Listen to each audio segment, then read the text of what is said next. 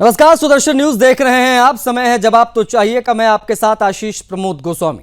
पाकिस्तान का army chief field marshal Asim Munir एक बार फिर से अपनी औकात दिखाने से बाज नहीं आया। जी हाँ, ये वही मुल्ला मुनीर है जो बार बार गिदड़ बपकियां देता है, भारत के खिलाफ भड़काऊ बयानबाजी करता है। और सिर्फ भारत के खिलाफ नहीं, वो तो ये भी कहता है कि मैं पूरी दुनिया को ले डूबूंगा अगर पाकिस्तान पर कोई खतरा बन रहा है तो। खैर, मुक्की खाने के बावजूद इसको अपनी सीमा समझ में आती नहीं है। हाल ही में पाकिस्तानी मिलिट्री एकेडमी यानी एबटाबाद में वो अपने कुछ जवानों को संबोधित कर रहा था। उसने भारत के खिलाफ खुली न्यूक्लियर धमकी दे दी। उसने कहा कि भारत की किसी भी छोटी सी उकसावे की कार्रवाई पर पाकिस्तान उम्मीद से परे जवाब देगा। और यह बयान सिर्फ दिखावा नहीं है बल्कि खुली चुनौती है। मुल्ला मुनीर आगे कहता है कि पाकिस्तान भारत की भौगोलिक विशालता के भ्रम को तोड़ देगा और उसकी प्रतिक्रिया घातक होगी। इतना ही नहीं, उसने भारतीय सैन्य नेतृत्व को चेतावनी दे डाली। कहा कि वे भड़काऊ बयानबाजी से परहेज करे। पहले जरा देख लीजिए मुल्ला मुनीर किस प्रकार की गीदड़ भपकी इस बार दे रहा था। देखिए। With diminishing distinction between combat and communication zones, the reach and lethality of our weapon systems will shatter the misconceived immunity of India's geographic vastness. The deeply hurting retributive military and economic losses inflicted will be much beyond the imagination and calculations of the perpetrators of chaos and instability. I advise and firmly caution the Indian military leadership that there is no space for war in a nuclearized environment. Settle the core issues with Pakistan as per the international norms on the basis of equality and mutual respect.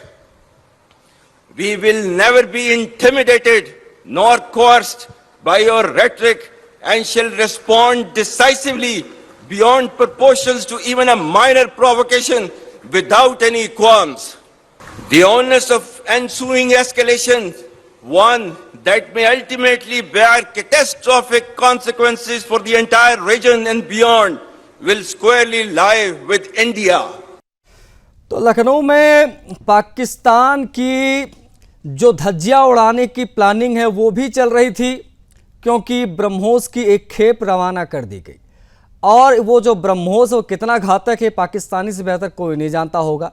शायद इन्हीं सब बातों का डर था कि मुल्ला मुनीर इस प्रकार की गिदड़ बपकियां दे रहा है। खैर, अब ये धमकियां खत्म करने का समय भी आ गया है। रक्षा मंत्री राजनाथ सिंह उत्तर प्रदेश के मुख्यमंत्री योगी आदित्यनाथ लखनऊ में थे, जैसा मैंने अभी बताया।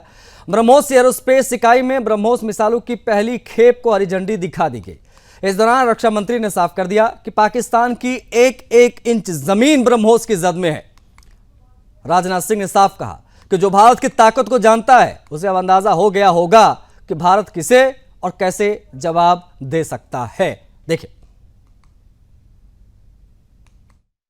को यह विश्वास है कि हमारे जो विरोधी हैं, एडवर्सरीज हैं, अब ब्रह्मोस से बच नहीं पाएंगे। यह देश को पूरा भरोसा है। पाकिस्तान की जहां तक बात है तो अब उसकी एक एक इंच जमीन हमारी ब्रह्मोस की पहुंच में है। और ऑपरेशन सिंदूर में जो हुआ वह तो सिर्फ ट्रेलर था मेरे साथियों। ऑपरेशन सिंदूर में जो हुआ वह तो केवल एक ट्रेलर था, पर उस ट्रेलर ने ही पाकिस्तान को यह एहसास दिला दिया कि अगर भारत पाकिस्तान को जन्म दे सकता है तो समय आने पर वह, अब आगे मुझे बोलने की कोई जरूरत नहीं है, आप सब खुद समझदार हैं। कहने का अर्थ यह है साथियों कि ऑपरेशन सिंदूर में ब्रह्मोस का जो प्रैक्टिकल डिमॉन्स्ट्रेशन हुआ है उसने देशवासियों और पूरी दुनिया में ब्रह्मोस के लिए एक कॉन्फिडेंस, एक आत्मविश्वास पैदा किया। इसलिए इस कॉन्फिडेंस को बनाए रखना अब आपकी जिम्मेदारी है। स्वदेशी मॉडल को और मेक इन इंडिया की ताकत को अभी ऑपरेशन सिंदूर के माध्यम से दुश्मनों ने महसूस किया है, दुनिया ने महसूस किया है।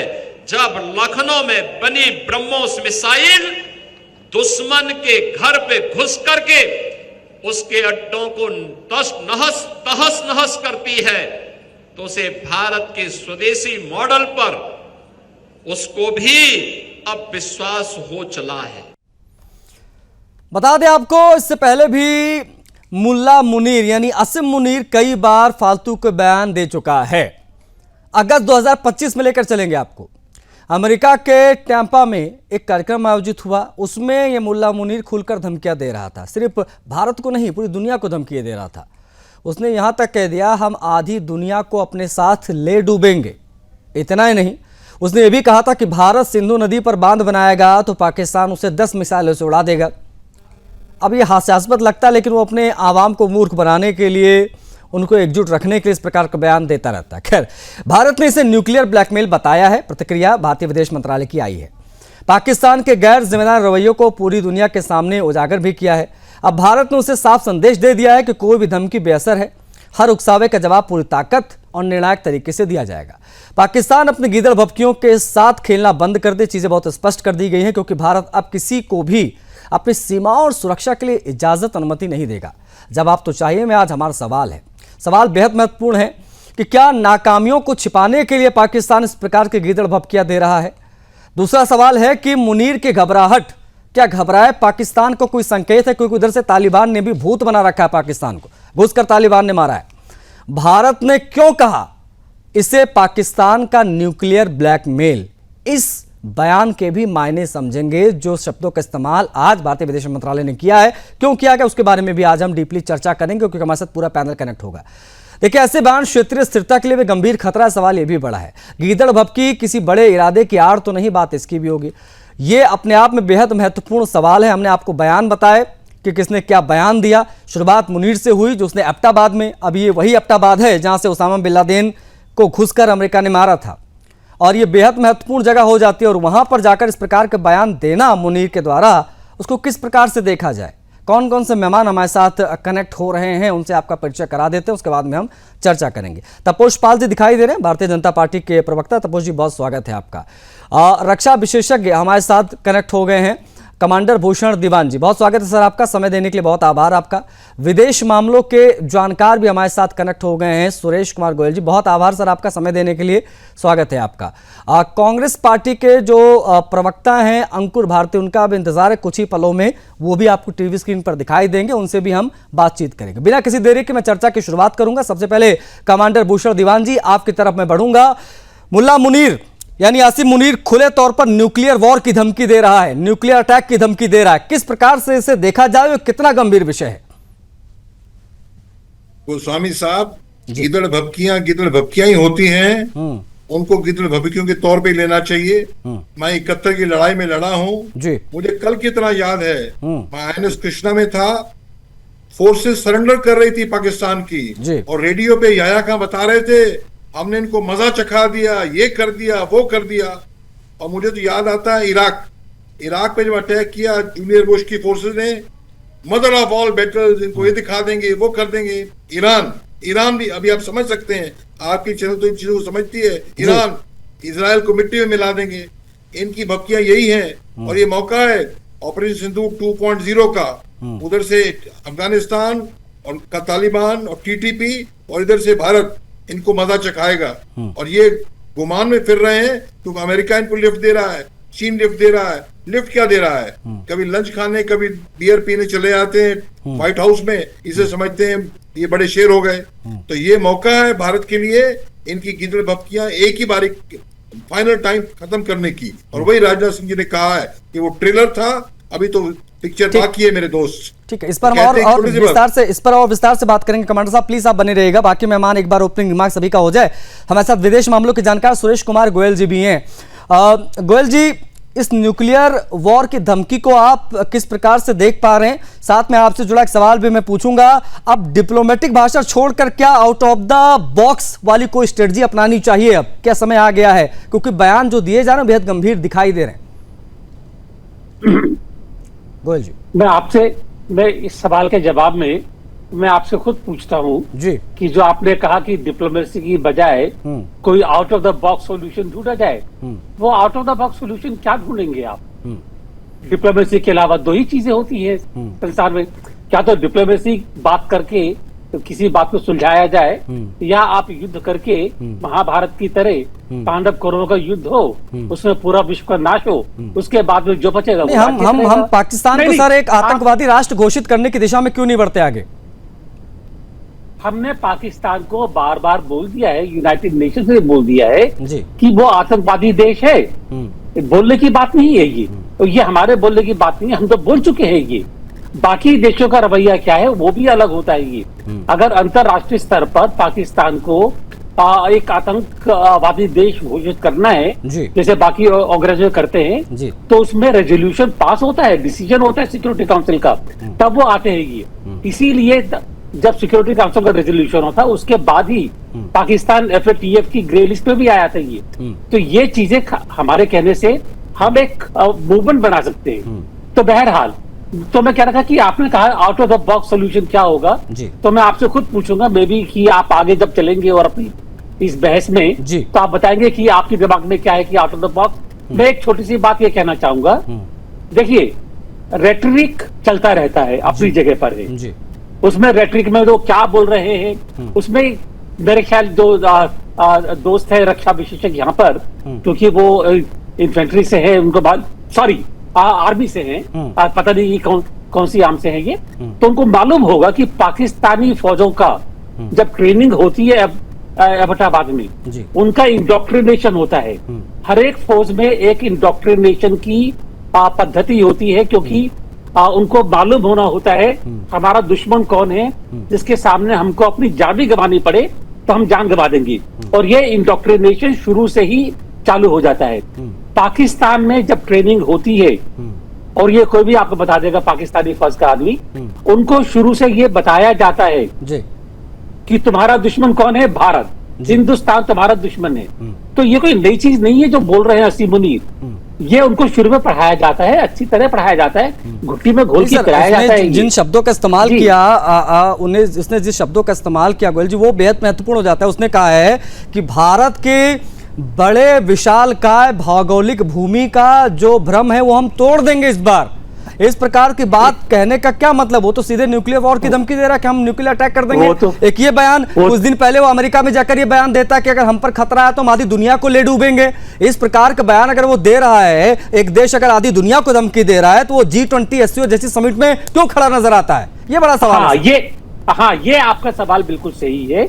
अब G20 देशों की पद्धति में जिस देश की अर्थव्यवस्था इतनी कमजोर है, इतनी लचीर हो चुकी है कि वो कभी भी गिर जाए और बिना वो लोन लिए IMF से या सऊदी अरेबिया से या UAE से या USA से, जिसका काम नहीं चलता हो, वो G20 में शामिल होने के काबिल नहीं है, बिल्कुल नहीं है। और G20 में है भी नहीं वो, या आप जानते हैं अच्छी तरह से। ये G20 में भारत क्यों आया? क्योंकि भारत की मजबूत अर्थव्यवस्था थी। देखिए, मैं एक चीज कहना चाहूंगा, हमारे पास या तो हम, जैसे पाकिस्तान की रेटरिक चल रही है नारेबाजी, या तो हम भी नारेबाजी शुरू करें। मेरे ख्याल है भारत जैसे देश के लिए वो चीज सही नहीं है।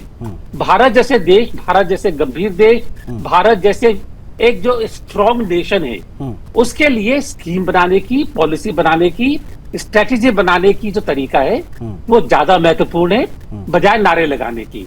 वो हमारे डिफेंस मिनिस्टर, रक्षा मंत्री, उन्होंने जवाब दे दिया है ये। नहीं, बिल्कुल जी, उनका जवाब आ गया कि पाकिस्तान की एक एक इंच ज़मीन हमारे ब्रह्मोस की जद में है, तो टेक इट फॉर ग्रांटेड लेने की कोशिश ना करें। हम लोग बड़बोलापन नहीं करते हैं, लेकिन जब ज़रूरत आएगी, समय आएगा तो हम आपको दिखा देंगे। एनीवेज, तपोश जी हैं, भारतीय जनता पार्टी के स्पोक्स पर्सन है।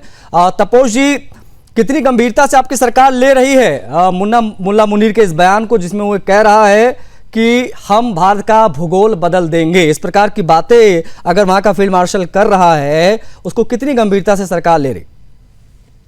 देखिए, पाकिस्तान के साथ आज बहुत बड़ी विकट स्थिति बनी हुई है, और पाकिस्तान इस समय तीन तरफ से संकट में है। एक तो है आर्थिक, उनकी जो आर्थिक पतन हो रहा है, IMF के सहारे उनका जो टिका हुआ है, और कुछ डॉलर्स कोई देता है तो उसके बाद उनकी अर्थव्यवस्था चलती है। तो आर्थिक पतन बुरी तरीके से घेरा हुआ है पाकिस्तान को। दूसरा है कि अफगान सीमा पर जो अचानक से तनाव बढ़ा है, उसके बाद पाक आर्मी को ये नहीं समझ में आ रहा कि how to tackle this situation. Taliban और पाक आर्मी की झड़पें दिन ब दिन बढ़ रही है, वो कम नहीं हो रही है। और आंतरिक धार्मिक विद्रोह, जिसमें TLP और अन्य कट्टरपंथी जो संगठन है, और लद्दाख ने भी जो है अभी रिसेंटली कुछ किया है वहां पे इस्लामाबाद में, तो स्थिति बहुत ही दयनीय है और बहुत ही बुरी है। और एक चीज और है कि देखिए, आसिफ मुनीर के पास, आप आसिफ मुनीर को इस तरीके से समझिए कि एक लड़का है और वो एग्जाम देने गया और आउट ऑफ द सिलेबस सारी चीजें आ गई, तो वो करेगा क्या? तो वो उसी चीजों का आंसर लिख के आएगा जो वो पढ़ के गया है यहां से। तो आसिफ मुनीर के साथ भी आज की डेट में कमोबश यही हालत है, क्योंकि पाकिस्तान आर्मी हमेशा से इंडिया को दुश्मन मानती है और आईएसआई के जो इस्टेब्लिशमेंट है वो पूरे इंडिया में किस तरीके से दंगा कराया जाए, और आतंकवादी जितने वो ट्रेन करते हैं वो यहाँ पे हिंदुओं के अगेंस्ट में ट्रेन करते हैं और इंडिया के अगेंस्ट में ट्रेन करते हैं।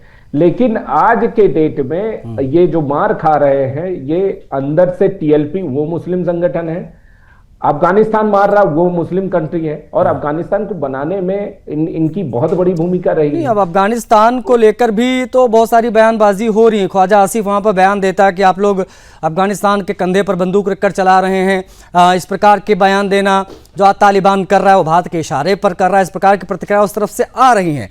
इसको किस प्रकार से देखा जाए ये मैं आगे समझूंगा। हमारे साथ दो विशेषज्ञ मौजूद है, कमांडर भूषण दीवान साहब हमारे साथ हैं, सुरेश कुमार गोयल जी हैं, मैं इनसे भी बात करूंगा। कांग्रेस पार्टी के प्रवक्ता हमारे साथ जुड़ गए हैं अंकुर भारती, उनसे भी समझूंगा कि आज जब मुनीर ने खुली न्यूक्लियर धमकी दे दी है तो इस पर कांग्रेस पार्टी का क्या टेक। एक छोटे से ब्रेक के बाद कांग्रेस पार्टी के प्रवक्ता। तो पाकिस्तान के एबटाबाद से जो धमकी दी गई है मुल्ला मुनीर के द्वारा, यानी पाकिस्तान के फील्ड मार्शल के द्वारा, उसको कितनी गंभीरता से लेना चाहिए? क्या ये सिर्फ एक गीदड़ भभकी है या कोई खास रणनीति इसके पीछे पाकिस्तान की हो सकती है? आज इन सभी विषयों पर हम बात कर रहे हैं। पूरा पैनल आपकी स्क्रीन पर दिखाई दे रहा है। एक बार मैं पुनः बता दूं कौन कौन से मेहमान हमारे साथ हैं। आप देख सकते हैं स्क्रीन पर आपके कमांडर भूषण दीवान साहब हैं, रक्षा विशेषज्ञ, 1971 का वॉर जो है वो लड़ चुके हैं। सुरेश कुमार गोयल जी को आप देख पा रहे हैं, विदेश मामलों के जानकार हैं, तपोष पाल प्रवक्ता बीजेपी का, और अंकुर भारती कांग्रेस पार्टी के प्रवक्ता। अंकुर जी से भी बात नहीं हो पाई। अंकुर जी, आसिफ मुनीर की इस न्यूक्लियर वॉर वाली धमकी को, न्यूक्लियर अटैक वाली धमकी को कांग्रेस पार्टी किस प्रकार से ले रही है? आप क्या सलाह सरकार को देना चाहेंगे? देखिए, आसिफ मुनीर कल भी गिदड़ भक्ति दिखाता रहा है और आज भी दिखा रहा है।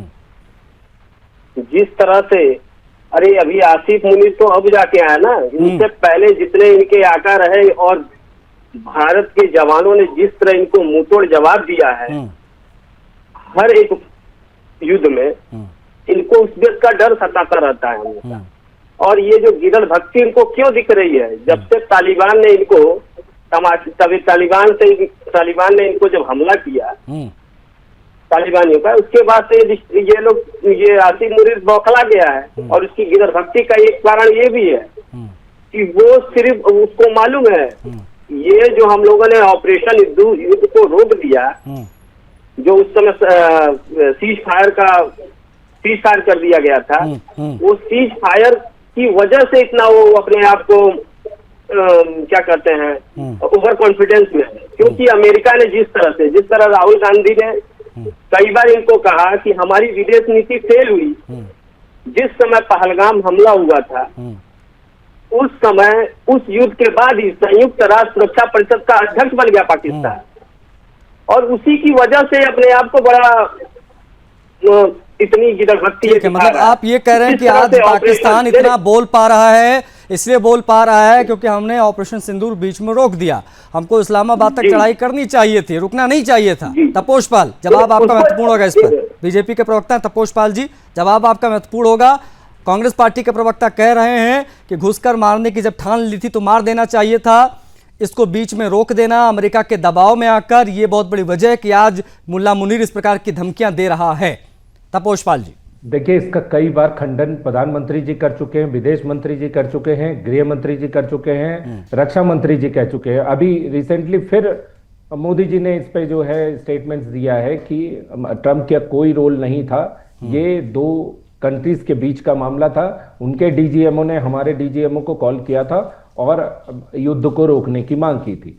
जहां तक दोबारा कार्रवाई करने की बात है और निर्णायक भूमिका की बात है, तो इसके लिए अभी रिसेंटली हमारे तीनों सेनाओं के प्रमुखों ने और इंक्लूडिंग सीडीएस, उन्होंने ये जवाब दिया है और पब्लिकली ये कहा है कि पाकिस्तान ने अगर दोबारा इस तरीके की कोई हरकतें करने की कोशिश की जी, तो इस बार ऑपरेशन सिंदूर 2.0 वो बंद नहीं होगा। ये केवल इशारा मात्र था, केवल हमने एक इशारा किया है।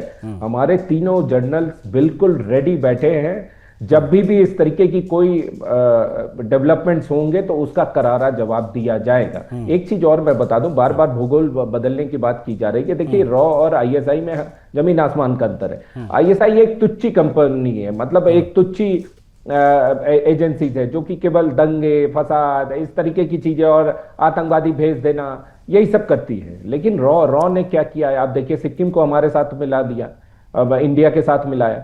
और उस समय काव हुआ करते थे, मिस्टर काव was the head of raw, तो उन्होंने सिक्किम को हमें हमारे साथ मिलाया, हमने भूगोल बदला। उसके बाद 71 के युद्ध में आप देखिए पाकिस्तान के भूगोल बदल दिया, वो एक एग्जाम्पल है। और आने वाले समय में अगर आप पाकिस्तान की हिस्ट्री को देखते हुए अगर पाकिस्तान का भविष्य देखते हैं तो पाकिस्तान को 4 भागों में टूटने से कोई नहीं रोक सकता है। क्यों?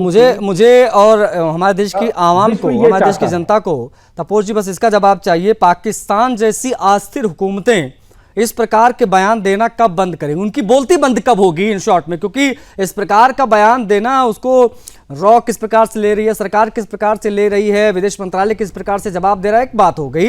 लेकिन जब आसिम मुनीर इस प्रकार का बयान देता है तो कहीं ना कहीं कांग्रेस पार्टी के तमाम प्रवक्ता, तमाम नेता भी आगे आते, कहते हैं बार बार इस चीज पर जोर देते हुए कि ये इसीलिए हो रहा है क्योंकि तब ये हुआ, यानी ऑपरेशन सिंदूर को बीच में रोका गया। ये बात बेहद महत्वपूर्ण हो जाती है। मैं इस पर आऊंगा, इस पर आप आगे भी अपनी बात पूरी कीजिएगा। लेकिन भूषण दीवान हमारे साथ हैं, कमांडर भूषण दीवान साहब हैं, रक्षा विशेषज्ञ हैं। सर, आप किस प्रकार से देखते हैं, क्या आप भी वजह मानते हैं कि आज ये जो बड़बोलापन है पाकिस्तान का, वो इसलिए क्योंकि ऑपरेशन सिंदूर हमने बीच में रोक दिया था, just only because of America?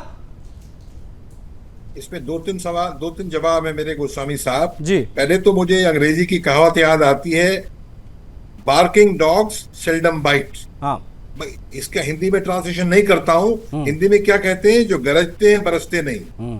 एक चीज। दूसरी चीज, आपने पूछा पहले कि हमारे रिस्पेक्टेड पैनलिस्ट साहब से कि ये पाकिस्तान को टेररिस्ट स्टेट क्यों डिक्लेयर करते, क्यों ये है वो है। अमेरिका सर्वे सर्वा है यूएनओ का, उस तभी तो उन्होंने कह दिया इराक पे अटैक करो, इराक सद्दाम के पास न्यूक्लियर वेपन्स हैं, हालांकि थे भी नहीं। अमेरिका शय दे रहा है पाकिस्तान को, तभी पाकिस्तान ये काम कर रहा है। और तीसरी बात ये है कि ये देखिए, भारत के पास तो फौज है, हर देश के पास फौज होती है, पर पाकिस्तानी फौज के पास पाकिस्तानी देश है, पंजे में पकड़ा हुआ है, हुक्मरान वही है। इन सब ने पासपोर्ट, फ्लाइट टिकट्स वहां से भागने के लिए बनाई हुई हैं। गुर्बत से गुर्बत में, बदतर से बदतर हालत में पाकिस्तान जाता जा रहा है। तो क्यों? जब ये उनका यही है जीने का तरीका और लूटने खसुटने का तरीका आवाम को क्या है, भारत को सबक सिखाओ, भारत ने ये कर दिया, अफगानिस्तान में भारत से पिटवा रहा है, इसलिए कर रहे हैं चिल्लाचिल्ली।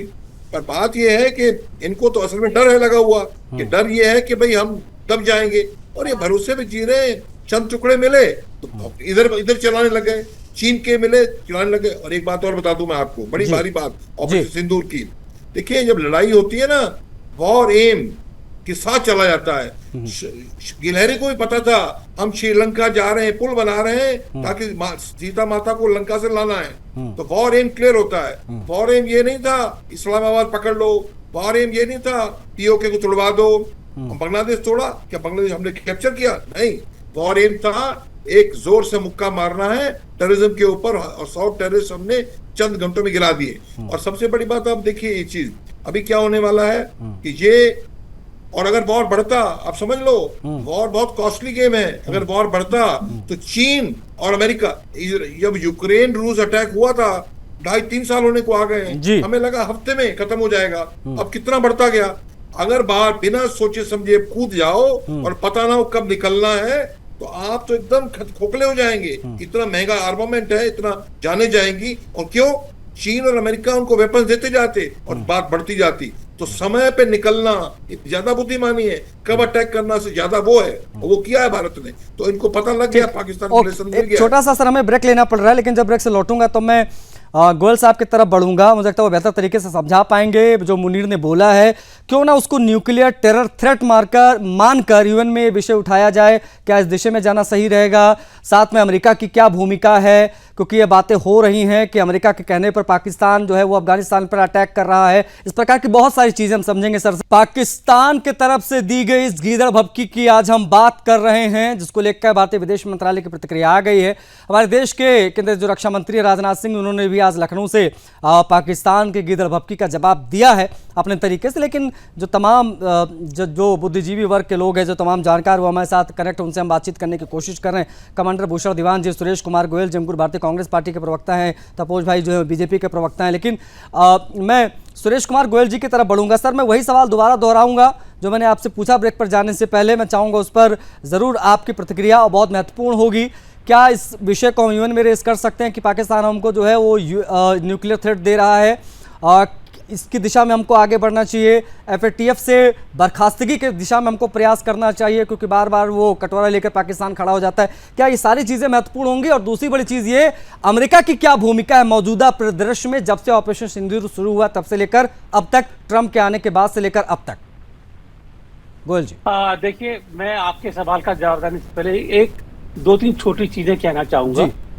पहली बात तो ये है कि भारत की सुरक्षा एक बहुत महत्वपूर्ण विषय है जी, और सुरक्षा के मामले में हमें जो भी कहना है, खास तौर पर ओपन मीडिया पर, तो बड़ा संभल के बोलना चाहिए जी। हमें कोई भी ऐसी बात नहीं करनी चाहिए या बोलनी चाहिए जिसका गलत अर्थ निकल सकता हो, या जिसका और कोई अर्थ निकाल करके हमारे ऊपर असर पड़ता हो जी। मैं इसलिए कह रहा हूं कि आपने पिछले सेगमेंट में जिक्र किया आईएसआई का, रॉ का, कि रॉ ने क्या किया, सिक्किम का जिक्र आया कि मिलाया गया, भूगोल चेंज किया।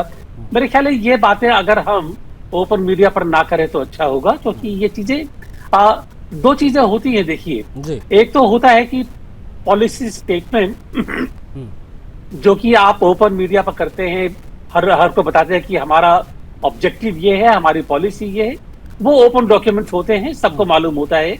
एक दूसरा होता है स्ट्रैटेजी। स्ट्रैटेजी एक चीज ऐसी होती है जिसको हमेशा बता करके नहीं कराया जाए कि हम ये करने जा रहे हैं, तो वरना उसका असर खत्म हो जाता है। तो इसके साथ ही में अब दो चीजें कहना चाहूंगा आपसे जी। आपने कहा कि हम पाकिस्तान को न्यूक्लियर टेररिस्ट स्टेट क्यों नहीं डिक्लेयर करवा सकते हैं। ये चीजें खाली एक हमारे चाहने वाली बातें नहीं होती हैं, मैं पहले भी बोल चुका हूं।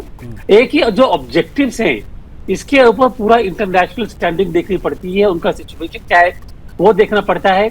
तो ये हमको मालूम है, चाइना और यूएसए के पाकिस्तान को बैक करते हुए ये संभव नहीं है कि पाकिस्तान को न्यूक्लियर टेररिस्ट छोड़िए आप, कि उनको एक टेररिस्ट स्टेट भी घोषित किया जाए, ये नहीं हो पाएगा। एफएटीएफ में भी ग्रे लिस्ट में शामिल करने से पहले politically at the level of the deliberation international community कितनी मुश्किलें सामने आई थी, ये आपको सबको मालूम है ये। तो जहां तक ये है, मैं पहले कह चुका है कि अगर हम भारत जैसे देश के लिए अगर रेटरिक छोड़ करके की घोषणा करते रहे, नारेबाजी, ये जिंगोइज्म, ये करने की बजाय अगर हम एक सीरियसली बैठ करके अपनी स्ट्रेटेजी बनाएं और उसके मुताबिक काम करें तो ज्यादा बेहतर होगा। अब उस स्ट्रेटेजी के मुताबिक हमें ये जाहिर होना चाहिए, मैं पहले, जैसे मैंने पहले कहा कि पाकिस्तान का इंडोक्ट्रिनेशन है राइट फ्रॉम 1950 ऑनवर्ड।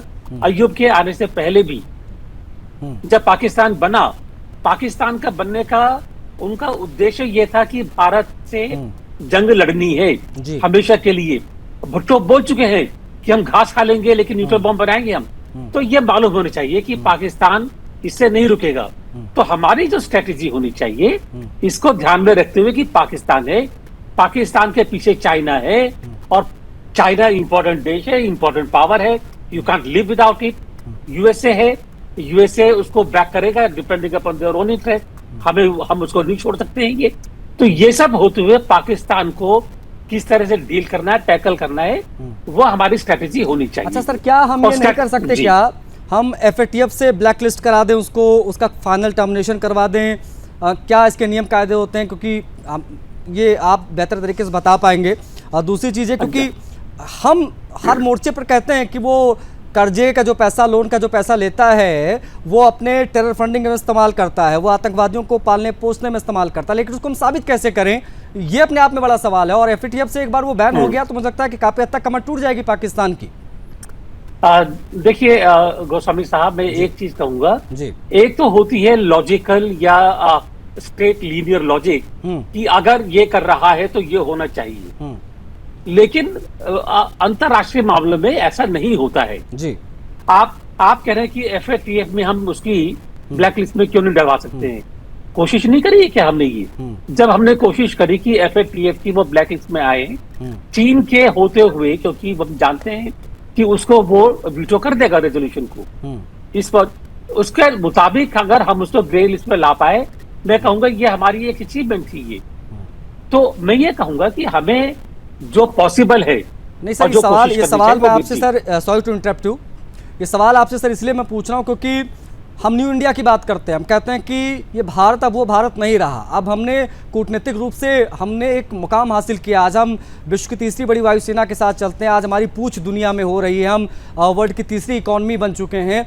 आज जब इतना बदलाव हम महसूस कर रहे हैं, इतनी बड़ी बड़ी बातें हो रही हैं, तो आज हमको इतना लटली क्यों लिया जाता है बड़े मोर्चों पर, बड़े मंचों पर, जब हम कहते हैं कि हम ये कर सकते हैं तो हम क्यों नहीं कर सकते? इसलिए मैंने आपसे सवाल पूछा सर। ये जो आपने सवाल पूछा है, again it's not a question कि आधे घंटे में हो जाएगा, पूरा लंबा सेगमेंट चाहिएगा, लेकिन सीधी सी बात यह कि अगर हमारे में इतनी कैपेसिटी है कि हम एक दूसरी बड़ी वायुसेना है, ये कर सकते हैं, इसमें खाली वायुसेना होना काफी नहीं है। अगर हमने मान लीजिए वायुसेना को काम में लिया जी, उस वायुसेना को काम में के लेने के रिएक्शन में हम कितना दूर जाते हैं, क्या करते हैं, उसका और क्या रिएक्शन होगा, ये भी देखना होता है, सारी कैलकुलस होती है। जनरल मानेकशॉ ने कहा था जब हमने बांग्लादेश के बारे में प्लानिंग शुरू करी थी कि खाली हमारी सेना होना काफी नहीं है, हमको वहां पर लोकेशन देखनी पड़ेगी, उनको डिप्लॉय करना पड़ेगा, बांग्लादेश की हालत क्या है वहां पर, वो सब देखना पड़ेगा। स्ट्रैटेजी खाली हमारे ताकतवर होने से नहीं होती है, स्ट्रैटेजी ये भी होती है कि उसको मुक्का किस तरह मारा जाए ताकि वो हमको पलट कर। अच्छा, एक छोटा सा जवाब सर और मैं आपसे लेना चाहूंगा, उसके बाद में बाकी मेहमानों की तरफ बढ़ूंगा। अमेरिका की क्या भूमिका है मौजूदा परिदृश्य में? ये आप देख रहे हैं, इसके बारे में मेरे को जवाब देने की जरूरत ही नहीं है।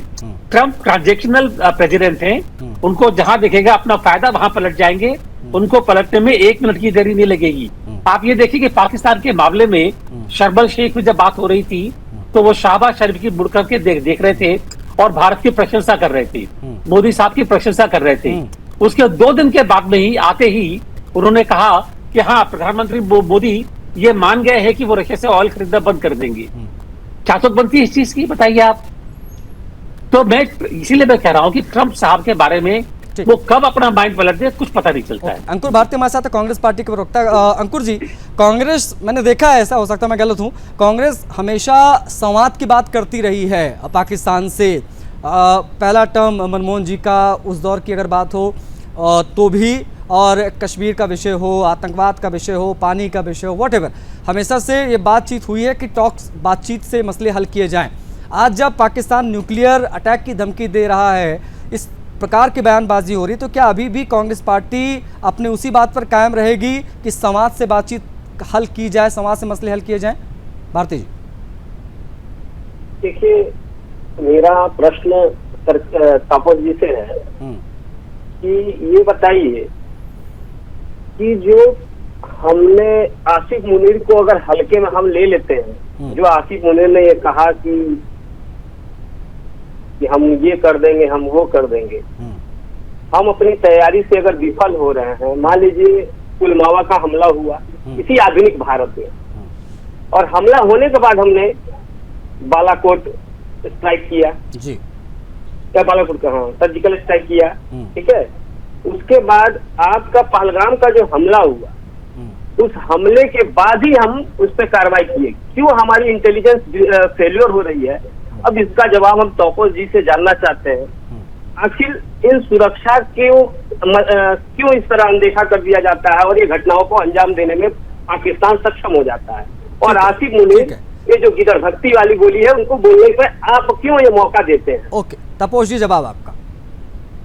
देखिए, कुछ देर पहले आपने एक सवाल पूछा था कि सीआईए की यहाँ पे भूमिका है कि नहीं। देखिए, शायद आप उस जगह पे इशारा कर रहे हैं जब आसिफ मुनीर ट्रंप के साथ खड़े थे और उन्होंने सेम यही बयान दिया था कि न्यूक्लियर अटैक करेंगे कि। देखिए, इससे सीआईए का कोई लेना देना नहीं है। ये एक डरपोक पॉलिटिशियन और डरपोक आर्मी जो होती है वो इस तरीके के स्टेटमेंट का सहारा लेती है और इस स्टेटमेंट से आगे बढ़ती है। अब मैं कांग्रेस के प्रवक्ता का आंसर देता हूं कि देखिए, हमारी इंटेलिजेंसी कभी फेल नहीं पड़ी है। हाँ, कुछ जगहों पे कुछ मामले को आप किस तरह देखते हैं?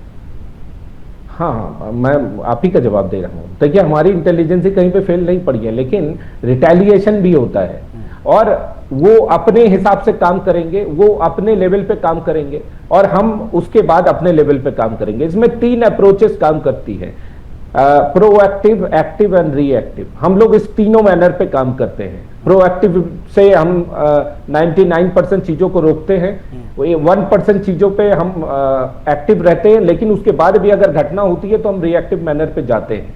ऑपरेशन सिंदूर रिटेलिएशन के लिए बिल्कुल तैयार है, हम उसको रिटेलिएट करेंगे। देखिए, अगर आप कंपैरिजन की बातें करें तो पहलगाम हमला और 2011 में जो अटैक हुआ था मुंबई पे, उसके कंपैरिजन में अगर आप जाएंगे तो फिर आपने तो कुछ किया ही नहीं, आपने तो हथियार डाल दिया था। आप तो कंपैरिजन की क्या जरूरत है? जब आप देश की जगह पे आप कंपैरिजन की बात करते हो कि सरकार के साथ जाके हाथ मिला रहे थे। देखिए, बीच में मत बोलिए, बीच में मत बोलिए,